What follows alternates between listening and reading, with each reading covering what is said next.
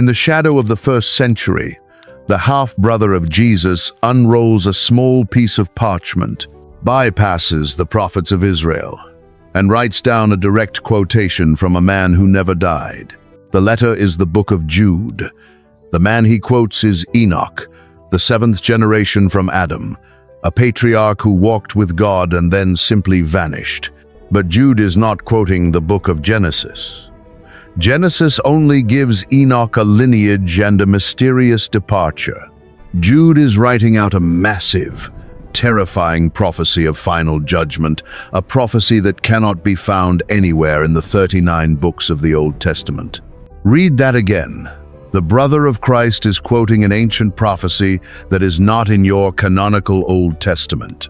Where did Jude get the exact vocabulary to describe the ungodly shattering at the end of the age, quoting a man swept off the earth before the floodwaters ever broke? Picture it, a tiny, frantic letter tucked just before the book of Revelation, acting as a strange, echoing bridge. Here is the anchor, Jude chapter 1, verses 14 and 15, in the King James. And Enoch also, the seventh from Adam, prophesied of these, saying, Behold, the Lord cometh with 10,000s of his saints, to execute judgment upon all, and to convince all that are ungodly among them of all their ungodly deeds, which they have ungodly committed, and of all their hard speeches which ungodly sinners have spoken against him. Stop right there. 10,000s of saints. The sudden arrival of the Lord, the crushing conviction of the ungodly. 4 times in one breath, Jude hammers the word ungodly. For centuries, the Western Church looked at these 2 verses and assumed Jude was relying on a lost oral tradition. They assumed he was referencing a rumor passed down through generations of desert rabbis. They believed this because the actual text Jude was looking at had completely disappeared from Europe and the Mediterranean. It was a ghost book, seemingly swallowed by the sands of time. But Jude was not quoting a rumor. He was holding a scroll. First Enoch, an ancient Jewish writing preserved whole in the Ethiopian Bible, holds the exact words Jude wrote down. The scroll was lost to the west for over 1,000 years, carried far south and guarded in the mountain monasteries of the Ethiopian highlands. When travelers finally brought it back to Europe in the 18th century, scholars opened its pages and found Jude's exact quotation sitting in the very first chapter, reading, not inventing. I hold this as one tradition's record, but it is a record Jude considered vital enough to permanently etch into the New Testament. But Jude's quotation is only the doorway. The verses he chose to copy are just the introduction to a much darker, far more specific architectural blueprint of the end of the world. See the scene. The Lord arriving with 10,000s of his saints is not just a crowd flooding the sky, it is a cosmic eviction. When you turn past the first chapter of 1st Enoch, deep into a hidden section called the Book of Parables, you do not just find a vague description of judgment. You find the sudden, violent manifestation of a structure the text calls the house of the righteous, and the terrifying, total collapse of the house of the sinners. Not a building of wood and stone, a standing, a lineage, a permanent reality that suddenly becomes visible when the unseen realm breaks open. This single, forgotten word, the house, will become the exact framework Jesus uses to describe his Father's mansions. But before we can walk into that architecture, we have to track this vanished prophecy into the mountains where it was kept alive. How did a text so critical to the early church simply disappear from the known world? High in the Horn of Africa, volcanic rock splits into sheer cliffs, isolating ancient monastic sanctuaries. While the Roman Empire fractured and the Western world entered its darkest centuries, scribes in the Ethiopian highlands were carefully copying a scroll. The rest of the Christian world had completely lost. See the scene. Goatskin parchment, ink made from soot and plant gall, a rhythmic, unbroken discipline of preservation. Why guard this text so fiercely? Because without it, the Book of Jude is an unfinished bridge. Look, just a few lines above Jude's quotation of Enoch. Look at Jude chapter 1, verse 6. And the angels which kept not their first estate, but left their own habitation, he hath reserved in everlasting chains under darkness unto the judgment of the great day. Stop right there. Where did Jude get the specific details of everlasting chains and darkness? Genesis 6 mentions the sons of God taking human wives, but it gives absolutely no geographical details about their imprisonment, their chains, or the dark abyss holding them for a final judgment. Jude writes, as if you already know the architecture of this prison. He assumes you have the source material. For the first 3 centuries of the early church, they did. Early church leaders like Tertullian and Irenaeus read 1st Enoch, but by the 4th century, the Roman Church turned its back on the text. The Greek and Aramaic copies in the Mediterranean crumbled. The West forgot the book entirely, a ghost text. For over 1,000 years, European theologians assumed Jude was either quoting an unwritten campfire rumor or a book permanently erased by time. But the scroll was not erased. It was simply moved. In the high-altitude isolation of Ethiopia, the Orthodox Tewahedo Church never stopped copying 1st Enoch. They translated the ancient Aramaic into Ge'ez, the classical Semitic language of their empire. I hold this as their tradition, an unbroken lineage of preservation that refused to let the patriarch's vision die. They did not just archive it in a dusty library, they placed it firmly inside their canonical Bible. 81 books, not 66, hold that image.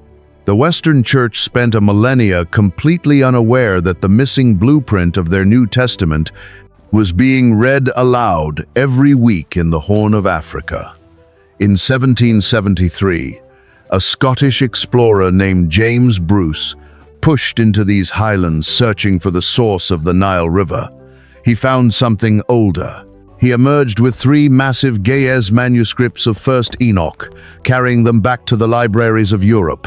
When scholars finally cracked the Ge'ez language, they turned to the 1st chapter and found Jude's exact quotations staring back at them. Reading, not inventing, but the return of the scroll unlocked a much darker room. Jude's quotation is only the opening argument of 1st Enoch. Deep inside this recovered manuscript, starting in chapter 37, is a sealed, mysterious section called the Book of Parables. And the very first parable does not look backward at the chained angels. It looks forward, describing a sudden, violent manifestation at the end of the age, an immovable structure that will utterly crush the kings of the earth. 2 cosmic houses, 1 terrifying eviction. But when the unseen realm finally fractures, what exactly is the house of the righteous, and why is it suddenly visible? Turn the heavy parchment past the chained angels. Move past the origins of the Nephilim. Deep inside this Ethiopian manuscript, at chapter 37, the tone violently shifts. Enoch stops recording the history of the flood. He begins recording something that has not yet happened. He calls it the Book of Parables. And in chapter 38, verse 1, he drops the anvil. Listen to the translation of this ancient text.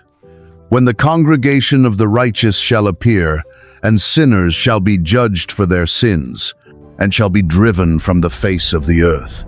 And when the righteous one shall appear before the eyes of the righteous, then where will be the dwelling of the sinners, and where the resting place of those who have denied the Lord of spirits? Stop right there. Read the vocabulary.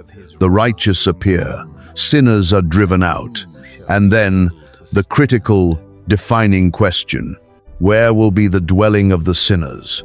Depending on the manuscript translation, this congregation and dwelling are frequently rendered as a singular, monumental concept: the house of the righteous, and the house of the sinners. Sit with that. A house is not just a loose crowd of people. A house is an estate. Picture it. When God spoke to the king of Israel in 2 Samuel 7:16, he said, "And thine house and thy kingdom shall be established forever before thee." God was not talking about a cedar palace in Jerusalem.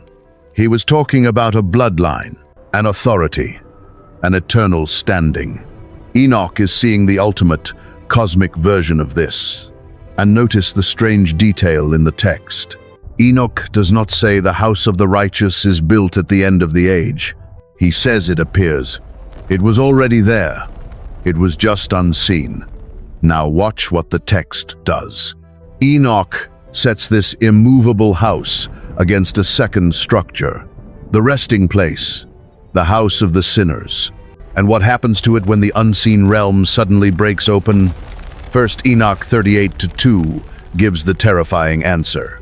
It had been good for them if they had not been born. A total, instantaneous collapse. Why? Because the light of the Lord of Spirits suddenly illuminates what is actually real and what is a fragile illusion. The house of the righteous stands. The house of the sinners disintegrates. This is not a gradual, political decline. Enoch describes a sudden, jarring manifestation. One moment, the world operates under its normal, heavy rules. The next moment, the veil is ripped. The righteous one steps forward, and the physical world, the power, the wealth, the structures of the ungodly shatters like glass. Same suddenness Jude warned about, same eviction. I hold this as their telling, not as proven fact. But the early church read this and saw the precise mechanism of the end of the age. But who exactly is Enoch targeting? Who occupies this doomed house of the sinners? When you read the Old Testament, the wicked are often abstract. They are the nations. They are the rebellious. But Enoch gets entirely too specific. He does not point his finger at the ordinary man. He points it at the exact men who think they own the present world. He calls them by a very specific title. A title the Book of Revelation will pick up and echo centuries later. The kings of the earth. When the house of the righteous finally appears, these mighty men suddenly realize their own massive house is built on absolutely nothing. But what exactly triggers their despair? Picture the wealth of the ancient Mediterranean. Not just scattered silver, but the absolute bedrock of unquestioned authority. The Roman Caesars, the Herodian dynasties, the rulers who move armies, dictate laws, and construct massive estates of stone and marble, assuming their bloodline will govern the earth forever. When Enoch details the sudden collapse of the house of the sinners, he is not looking at the petty thief or the common criminal in the street. He is looking directly at the architects of empire. 1 Enoch chapter 46, just a few pages past Jude's borrowed prophecy, makes the target impossible to miss. Enoch is shown a figure of terrifying, unearthly authority, and the guiding angel explains the mission. And this Son of Man whom thou hast seen shall raise up the kings and the mighty from their seats, and the strong from their thrones. Stop right there. The kings, the mighty, the strong. For centuries, the Jewish people reading these parables understood the assignment. The house of the sinners was not a vague collection of bad people. It was the entrenched, elite power structure of the present age. Earthly kings build physical houses. They build fortresses, temples, and legislative halls. They believe their visible architecture is the only reality that matters. But Enoch reveals a fatal flaw. Their entire earthly domain is merely a fragile, temporary lease inside a doomed cosmic structure. Look at how this exact phrase echoes in the canonical text. Turn to the Book of Revelation. In chapter 6, verse 15, the Apostle John watches the sky split open at the end of the age. And who are the first to panic? And the kings of the earth, and the great men, and the rich men, and the chief captains, and the mighty men, and every bondman, and every free man, hid themselves in the dens and in the rocks of the mountains. Same title, same terror, same eviction. I offer this as one tradition's record, a parallel bridging two ancient texts, but the overlap is staggering. John on Patmos and Enoch in the Ethiopian highlands are staring at the exact same shattering of the elite. But what actually triggers this total psychological collapse? We assume final judgment is an earthquake. We assume it is physical, kinetic destruction. But watch what the text actually does. The despair of the mighty is not triggered by a physical weapon. It is triggered by light. Look at 1 Enoch 38, verse 4. From henceforth those that possess the earth shall no longer be powerful and exalted, and they shall not be able to behold the face of the holy. For the Lord of spirits has caused his light to appear on the face of the holy, righteous, and elect. Read that again. They shall not be able to behold the face of the holy. The kings of the earth are not destroyed by a sword. Their power simply evaporates the moment they are forced to look at the undeniable, blinding reality of the house of the righteous. When the unseen realm is suddenly made visible, the illusion of their own authority disintegrates. They realize they are entirely naked, standing on the wrong side of an eternal property line. The house of the sinners falls simply because the true light turns on. But who is standing at the center of this sudden light? Enoch does not just see a faceless congregation of saints. When he looks deep inside the house of the righteous, he locks eyes with a single, defining figure who holds the keys to the entire estate, a figure whose name Jesus will later claim for himself.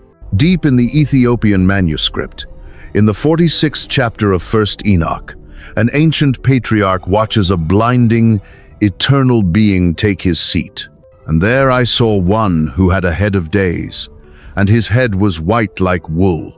Beside this Ancient of Days stands a second, distinct figure. His face is described as full of graciousness, like one of the holy angels. Enoch turns to his angelic guide and asks the critical question, "Who is this?" The angel answers, "This is the Son of Man who hath righteousness, with whom dwelleth righteousness, and who revealeth all the treasures of that which is hidden." Stop right there. The Son of Man. If you read the New Testament, you know this name. It is the title Jesus of Nazareth used for himself more than any other. 81 times across the four Gospels, Christ refers to himself as the Son of Man. For generations, the Western Church assumed Jesus chose this phrase, simply to emphasize his humanity, a humble counterweight to his divinity. But 1 Enoch shatters that assumption. Jesus was not just calling himself a human being. He was claiming a deeply specific, terrifying prophetic profile. He was claiming to be the cosmic eviction agent. Turn to the Gospel of Matthew, chapter 25, starting in verse 31. Jesus is sitting with his disciples on the Mount of Olives, just days before his crucifixion. He is describing the final hours of the age. And watch the exact vocabulary he uses. "When the Son of Man shall come in his glory, and all the holy angels with him, then shall he sit upon the throne of his glory. And before him shall be gathered all nations. And he shall separate them one from another, as a shepherd divideth his sheep from the goats." Read that again. "Then shall he sit upon the throne of his glory." Where did that precise phrase come from? It does not exist anywhere in the 39 books of your Old Testament. But look at 1 Enoch chapter 62, verse 5. "Preserved for centuries in the mountain monasteries. And one portion of them shall look on the other, and they shall be terrified when they see that Son of Man sitting on the throne of his glory." Same title, same throne, same terror. Reading, not inventing. Jesus is not painting a completely new theological picture. He is deliberately stepping into the exact framework of the Book of Parables, the Son of Man sitting on the throne of his glory. The sudden, agonizing separation of humanity into two distinct groups. Christ is telling the listeners of the first century exactly who he is. He is the figure Enoch saw. He is the one holding the keys to the house of the righteous. I offer it as that, one tradition's record, an undeniable echo between an apocryphal book and the red letters of the canonical text. The early church read this overlap and saw a master blueprint. But look closely at what Jesus actually does in Matthew 25. He divides the nations, the sheep on his right, the goats on the left. In verse 34, he tells those on his right hand, "Come, ye blessed of my Father, inherit the kingdom prepared for you from the foundation of the world." Inherit. Prepared from the foundation. He is determining who belongs to the permanent estate and who is cast into the outer dark. Which brings us to the core object of this entire mystery, the house itself. Both Enoch and Jesus describe a massive, cosmic structure that survives the end of the world. But if it is not made of wood, stone, or glass, what exactly is the architecture of the unseen? Look at the word itself. In the ancient Hebrew of the Old Testament, the word is bayith. In the Greek of the New Testament, the word is oikos. Every time you read the word house in your English Bible, you are naturally trained to picture four walls, a roof, and a foundation. You picture real estate. But the biblical writers did not view the word that way. Turn to 2 Samuel chapter 7, verse 16. God is speaking to King David through the prophet Nathan, handing him a permanent covenant. "And thine house and thy kingdom shall be established forever before thee. Thy throne shall be established forever." Stop right there. God is not talking about David's physical palace in Jerusalem. That cedar building was completely burned to the ground by the Babylonians 400 years later. He is talking about a lineage, a legal standing, an indestructible estate that outlives the physical world. Bayith. Now bring that exact architecture back to the mountain monasteries and the scroll of 1st Enoch. When Enoch sees the sudden appearance of the house of the righteous at the end of the age, he is not looking at a floating city of golden mansions. He is looking at an established, eternal lineage that suddenly materializes in the unseen realm. See the scene in 1 Enoch chapter 39, verse 4. "And there I saw another vision, the dwelling places of the holy, and the resting places of the righteous. Here mine eyes saw their dwellings with his righteous angels." Not brick buildings, dwellings with angels, a standing in the divine council. I offer this as one tradition's record, a piece of the puzzle the early church possessed, but it perfectly unlocks the language of the New Testament. The apostles knew exactly what this structure was. Look at the first epistle of Peter, chapter 2, verse 5. Peter is writing to scattered, persecuted believers who have lost their physical homes, their earthly standing, and their wealth. And watch what he tells them. "Ye also, as lively stones, are built up a spiritual house, an holy priesthood, to offer up spiritual sacrifices acceptable to God by Jesus Christ." Read that again. A spiritual house. Oikos. Peter is telling them they are the architecture. They are the living stones of the house of the righteous that Enoch saw. Their physical houses in the Roman Empire might be confiscated, but their cosmic estate is completely untouchable. They belong to a standing that is already established, just waiting to be revealed when the Son of Man steps forward.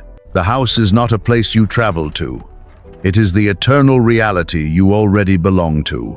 This flips the entire terrifying weight of Enoch's prophecy.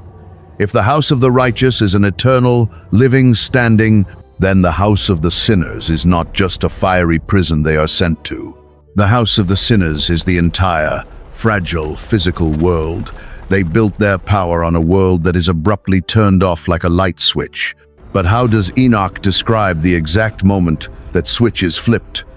When the veil drops, and the eternal architecture is finally illuminated. What happens to the minds of the men who thought they owned the earth? The kings of the earth do not draw their swords.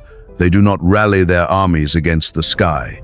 The moment the unseen realm fractures, the men who possess the earth experience a total, catastrophic psychological break. Turn to the Gospel of Luke, chapter 21, verse 26. Jesus is describing the exact hour the Son of Man steps forward. Men's hearts failing them for fear, and for looking after those things which are coming on the earth. For the powers of heaven shall be shaken. Stop right there. Failing them for fear. The Greek word Luke uses here is apopsycho. It means to breathe out, to faint, to literally expire from sheer terror. They do not die in a battle. Their hearts simply stop beating because their minds cannot comprehend the reality that is suddenly superimposed over their world. Why? Because the house of the sinners is not just physical real estate. It is the entire operating system of human power. Look at 1 Enoch chapter 62, preserved in the Ethiopian mountains, describing this exact millisecond of exposure. And there shall stand up in that day all the kings and the mighty, and the exalted and those who hold the earth, and they shall see and recognize how he sits on the throne of his glory. And one portion of them shall look on the other, and they shall be terrified, and they shall be downcast in countenance, and pain shall seize them. Read that again. They look on the other, see the scene. The emperors, the billionaires, the architects of culture, and the commanders of fleets. They look at each other. In a single blinding flash, they realize that every ounce of currency, influence, and authority they spent their lives building is utterly worthless in the estate that just materialized. This is not a war. This is an eviction. Watch what the text does. The terror is not born from kinetic destruction. The terror is born from light. When the Lord of Spirits illuminates the house of the righteous, the ungodly are shattered simply by looking at what is real. When you flip a switch in a rotting, dark room, the light does not create the rot, it exposes it. The house of the sinners collapses under the unbearable weight of sudden, absolute exposure. I offer it as that, one tradition's record. But watch how perfectly this aligns with the canonical end of the age. Turn to Revelation chapter 6, verse 16. The kings of the earth are scrambling into the dens and rocks of the mountains, and they cry out to the stone, "Fall on us, and hide us from the face of him that sitteth on the throne, and from the wrath of the Lamb. Sit with that." They beg for an avalanche. They beg for the physical rocks of their temporary, shattering world to crush them to death. Anything to avoid looking at the face of the righteous one. They would rather be buried under the heavy rubble of the house of the sinners than stand naked in the light of the house of the righteous. Two cosmic houses. One stands, one disintegrates. The men who thought they owned the earth are suddenly left with absolutely nothing. But what about the ones who possessed nothing in this life? When the illusion of the present world finally falls, what exactly did Jesus mean when he promised his disciples they already had a place to stay? Hours before his arrest, in a small stone room in Jerusalem, Jesus looks at a terrified group of fishermen and tax collectors and makes the most famous architectural promise in the New Testament. Turn to the Gospel of John, chapter 14, verse 2. "In my Father's house are many mansions. If it were not so, I would have told you. I go to prepare a place for you." Stop right there. For centuries, the Western mind has read this verse and pictured physical real estate in the clouds. We imagined golden brick, silver roofs, and gated celestial neighborhoods. We assumed Jesus was handing out blueprints for future construction, but look at the text through the lens of the mountain monasteries. Look at it through the ancient prophecy Jude carefully copied down. The Greek word translated as mansions is mon. It does not mean a literal palace. It means a dwelling place, an abiding room, a permanent standing, and the word for house is oikia, an estate, a lineage. Jesus is not describing a future building project. He is unlocking the house of the righteous. See the scene. The men sitting at that table possess absolutely nothing, no wealth, no earthly standing. They are about to watch the kings of the earth, the Roman governor, the Herodian dynasty, the high priests crush their master on a Roman beam.